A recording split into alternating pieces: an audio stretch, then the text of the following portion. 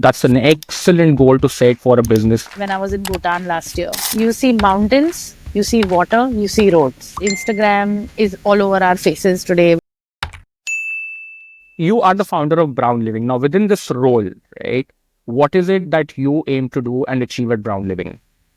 Build a space that I love. I've been in the corporate world, and I think I'm the kind of person I would like to say, who is kind, and I'm also a nature lover, and I don't think that there is this or that. You cannot only be sustainable or only be a mainstream person. I think in today's time, it is possible to live a sustainable life while living in a modern urban city. And I think in my experience in retail and marketing, I learned that there were certain organizations that were only looking at profits, but not looking at any other aspect of the world or the community or the planet. And I think that really hurt me in a lot of ways.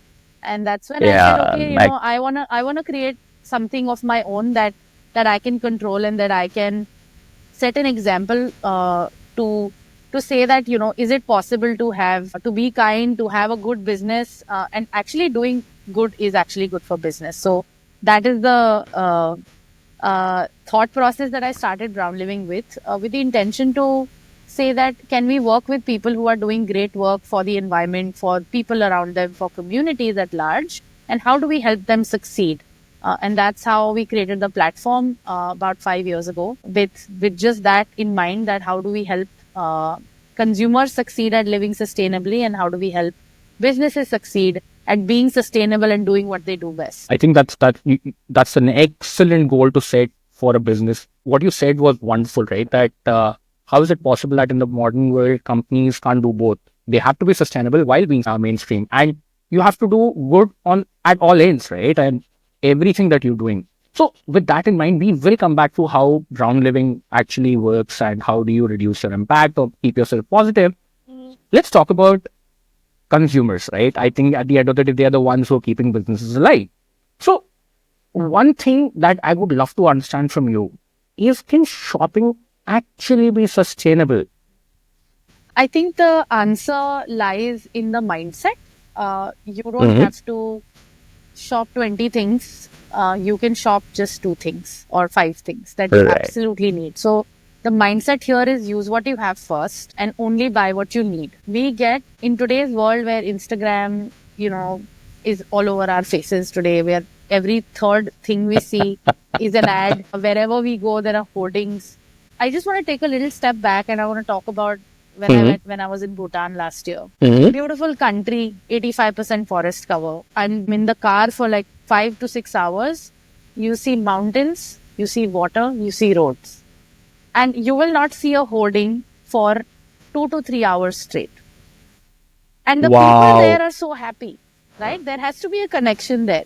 What I'm trying to say is that, of course, it's a smaller country. It has, smaller population. But I think we are all struggling for happiness, but we just don't know it. We find happiness in objects. We find happiness in things we want to buy.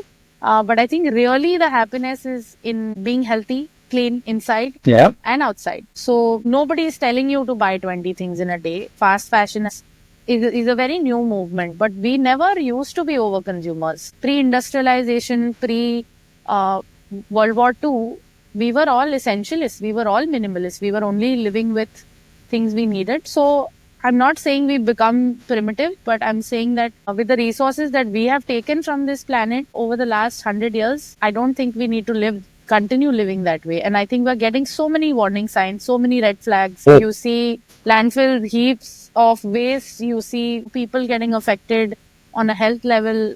Microplastics are in our bloodstream. So it's a wake-up call at all levels. True. And so just making ourselves happy with the one new thing that you buy is not a long-lasting happiness. So really, if you change your mindset, yes, you can live a sustainable life. And then whatever you need whatever you're trying to replace, something that has stopped working or something that's done its course or done through its life, replace that with a sustainable alternative. That's really what we're trying to establish here. Right. I think I would also like to state, you said pre-World War II. I am not pre-World War II. I remember as a child growing up, I was mostly essential living. I think Yeah. our parents used to buy us that one garment a year Yeah. on a birthday, and then maybe one garment on a festival, right? And shoes were bought once in 3 years and 4 years. We didn't have racks of shoes growing up, did we? And yet we were happy. Yeah, we were so happy because And then- we were use those shoes and we would rip them apart and then say, "Hey, I now need a new one." Exactly. I mean, those canvas shoes, by the time you would run through one pair of canvas shoes or school shoes, they were literally no longer repairable. They had gone to the mochi so many times that the mochi also said, "Bhaiya naya khareed lo ab. Yeah. अब इनको नहीं ठीक कर सकता." And we had And- things and- like, polishes, and we had whiteners for canvas shoes as well. So I think over Yeah. time, a lot of these services have also sort of faded out.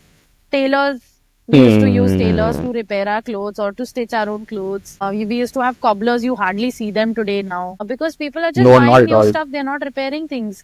Electronics were Yeah. getting repaired and being used for years. My mom still has a fridge that we've had for 25 years and it works perfectly, still keeps the food chilled.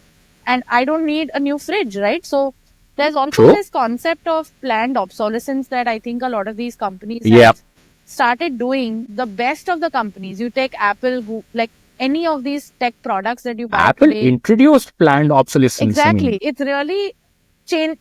So I think consumers are buying what they are being given. Correct. And what is Correct. being given is only being given from the incentive of making a profit at the cost of consumers having to spend much more over time. So really, if you look at it, if you buy great quality products, they will last you a longer Yeah. time. You don't have to replace them all the time, right? So True. I think True, again, true. for consumers, sustainable living is a consumer-led movement. A lot of people have realized, have started reading through the false marketing that brands have been doing over the years. And that's why they're asking questions. That's why you have a need for certification. That's why you have a need for how ethical are you as a business. And Yeah. it is consumer driven completely.